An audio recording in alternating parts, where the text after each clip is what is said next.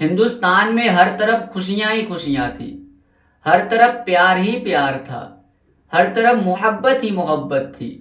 ہمارا ہندوستان بڑا ہی خوبصورت تھا، لیکن اچانک ہمارے ہندوستان پر تن کے گورے من کے کالوں کی نظر پڑتی ہے۔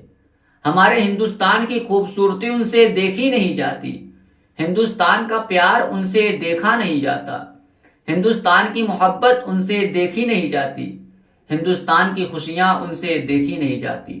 ہندوستان کی خوشیوں کو غم میں تبدیل کرنے کے لیے وہ سازشیں رچنا شروع کر دیتے ہیں، ہندوستان کی محبت کو نفرت میں بدلنے کے لیے وہ سازشیں رچنا شروع کر دیتے ہیں، ہندوستان کی خوبصورتی کو مٹانے کے لیے وہ سازشیں رچنا شروع کر دیتے ہیں۔ اپنی رچی ہوئی سازشوں کے تحت وہ کام کرنا شروع کر دیتے ہیں۔ پھر ایک دن ایسا آتا ہے کہ انہیں کچھ مہینوں کے لیے، کچھ سال کے لیے ہندوستان پر وہ قبضہ بھی کر لیتے ہیں، ہندوستان کو اپنے قبضے میں لے لیتے ہیں۔ اب ہندوستان کی خوبصورتی ختم ہونے لگتی ہے، ہندوستان کی محبت نفرت میں بدلنے لگتی ہے، ہندوستان کی خوشیاں غم میں تبدیل ہونے لگتا ہے۔ ہمارے اپنوں نے دیکھا کہ آج جو ہندوستان کا ماحول ہے یہ ہمارے ہندوستان کا ماحول نہیں تھا، ہمارا ہندوستان ایسا نہیں تھا، ہمارا ہندوستان تو بڑا پیارا تھا، بڑا خوبصورت تھا، بڑا اچھا تھا۔ ہمارے ہندوستان میں تو ہر طرف پیار ہی پیار تھا، ہر طرف محبت تھی، ہر طرف خوشیاں تھی۔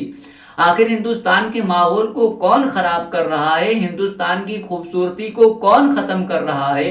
ہندوستان کی خوشیوں کو غم میں کون تبدیل کر رہا ہے؟ جب ہمارے اپنوں نے پتہ کیا تو معلوم چلا کہ ہندوستان کی خوبصورتی کو ختم کوئی اور نہیں بلکہ یہ تن کے گورے من کے کالے کر رہے ہیں۔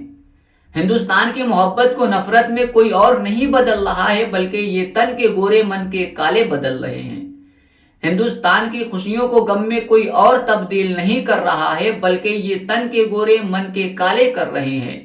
تو ہمارے اپنوں نے آپس میں بات کی کہ ہمیں کیسے بھی کر کے ہندوستان کو ان سے آزاد کرانا ہوگا، ہندوستان کی خوبصورتی کو واپس لانا ہوگا، ہندوستان کی محبت کو واپس لانا ہوگا، ہندوستان کے پیار کو واپس لانا ہوگا، ہندوستان کی خوشیوں کو واپس لانا ہوگا۔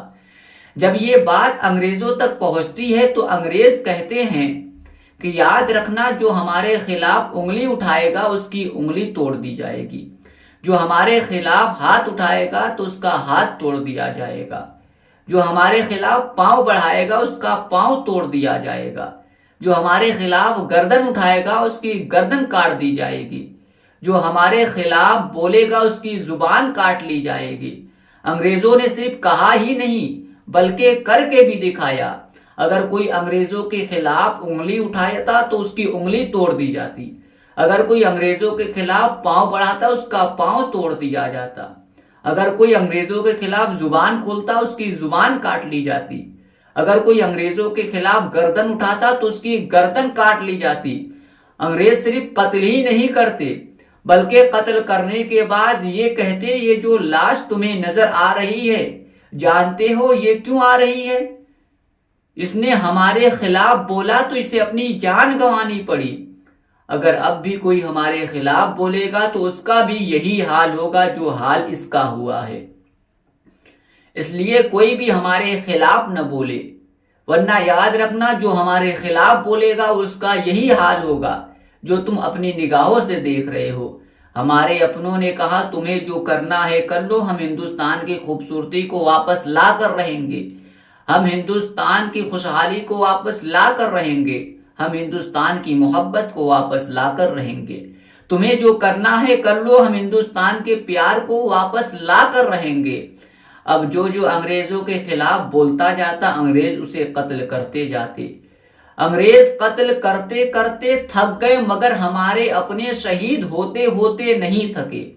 ان ساری چیزوں کو دیکھ کر انگریزوں کو یہ کہنا پڑا کہ ہندوستان کے لوگوں کے جذبے اور ہمت کو دیکھ کر ایسا محسوس ہوتا ہے، ان کے جذبے اور ہمت کو دیکھ کر ایسا محسوس ہوتا ہے کہ اگر ہم کچھ دن اور یہاں ٹھہرے تو ہمیں اپنی جان گنوانی پڑے گی۔ وہ انگریز جو چلے تھے ہندوستانیوں کے دل میں اپنا خوف ڈالنے، ہمارے اپنوں نے جام شہادت نوش فرما کر اپنا خوف ان کے سینے میں ڈال دیا۔ مجبوراً انگریزوں کو یہ کہنا پڑا کہ اگر ہم اور دن یہاں ٹھہرے تو ہمیں اپنی جان گنوانی پڑے گی۔ پھر انہیں مجبوراً ہندوستان چھوڑ کر جانا پڑا۔ ہمارے اپنوں نے جام شہادت نوش فرما کر ہندوستان کی خوشیوں کو واپس لایا۔ ہمارے اپنوں نے جام شہادت نوش فرما کر ہندوستان کی خوبصورتی کو واپس لایا۔ ہمارے اپنوں نے جام شہادت نوش فرما کر ہندوستان کے پیار کو واپس لایا۔